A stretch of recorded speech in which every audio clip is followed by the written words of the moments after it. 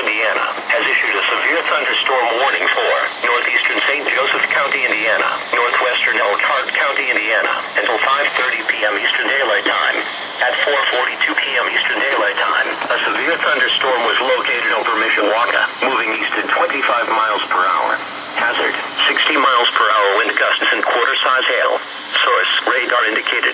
Impact, hail damage to vehicles is expected. Expect wind damage to roofs, siding and trees. Locations impacted include South Bend, Elkhart, Mishawaka, Goshen, Dunlap, Simonton Lake, Granger, Osceola, Bristol, Indian Village, and Jimtown. This includes Interstate 80 in Indiana between mile markers 80 and 81, and between mile markers 86 and 98. For your protection, move to an interior room on the lowest floor of the building. Repeating, a severe thunderstorm warning has been issued until 5:30 p.m. Eastern Daylight Time for the following counties in Indiana: Elkhart and St. Joseph.